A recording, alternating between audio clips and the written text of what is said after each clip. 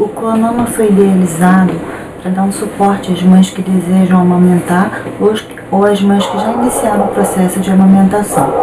Eu chamo de processo de amamentação porque existem várias fases, logo após o nascimento do bebê, os primeiros dias e a fase mais tranquila, que é depois que passa os primeiros obstáculos. E eu escolhi conversar com vocês hoje sobre dor, né?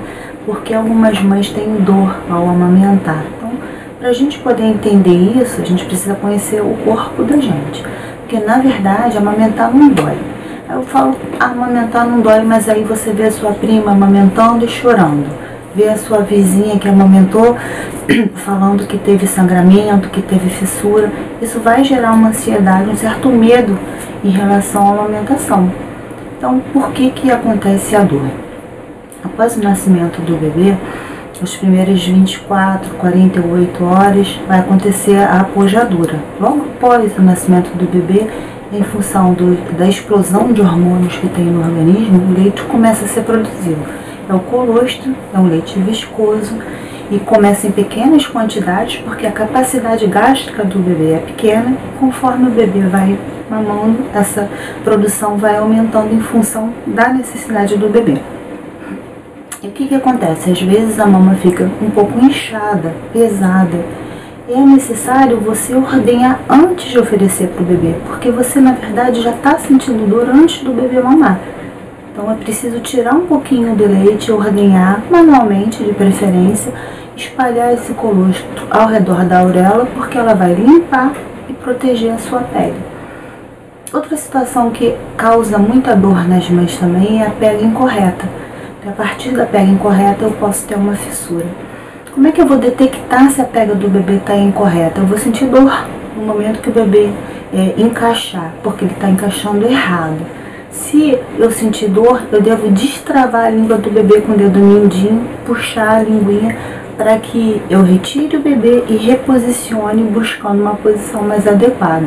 Né? A boquinha do bebê, eu costumo dizer que tem que ser uma boquinha tipo de jacaré, para fazer um encaixe, não comprometendo a parte da ponta da areola, evitando fissuras e rachaduras. Então, a partir daí, você tem que ficar atenta. Se a mama está cheia demais, tira, ordenha antes do bebê mamar.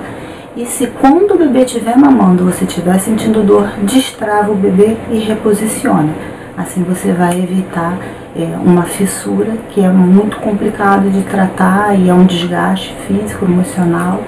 Tá? Então vamos prevenir para evitar algum tipo de problema. Se mesmo com todos esses cuidados acontecer a fissura, você deve evitar usar receita caseira, como casca de mamão, casca de banana, porque são alimentos. Os alimentos contêm bactéria, podem causar uma infecção no local. Se você precisar usar uma pomada, você tem que conversar com o seu médico, ele vai indicar uma adequada para o seu caso. Em primeiro lugar, se tiver fissura, se tiver uma rachadura, você deve passar sempre depois da mamada bastante leite no local e deixar a pele arejada. Evitar nesse momento usar sutiã, protetor, porque eles abafam e não deixam a pele respirar. Quanto mais respirar a pele, mais rápido se torna a cicatrização. Se você tirar o leite, você pode oferecer para o bebê. Em geral, a gente deve tirar de forma manual, porque a bomba estica a pele que já está machucada. Então, normalmente, em 24 horas, com esses cuidados a mais, a pele já cicatrizou, você pode voltar a amamentar normalmente. A ordenha manual é muito simples. A gente tem que tratar com muito carinho, porque é uma região muito sensível. Mas eu gosto de ensinar assim. Eu faço movimentos circulares ao redor da mama, tá? Até para a mãe sentir a consistência da mama, se está muito dura, se está mais flexível. Depois de dar uma volta inteira, a gente faz a mãozinha em C, como se fosse uma pinça, uma garrinha, encaixa na parte de cima, na parte de baixo da auréola e pressiona para trás, com movimentos ritmados. Não é carinho, mas também não é para ser com muita força, né? Fazendo esse bombeamento, inicialmente começa a sair um pouquinho, depois vai aumentando, saindo mais, você passa ao redor da areola e depois você pode amamentar. Sempre importante, antes de fazer a ordenha manual, lavar as mãos, né? No seio a gente não deve passar nada demais depois do banho.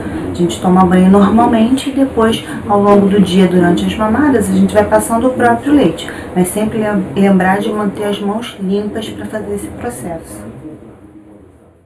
Com alguma dúvida, manda um recadinho pra gente. A gente vai te responder.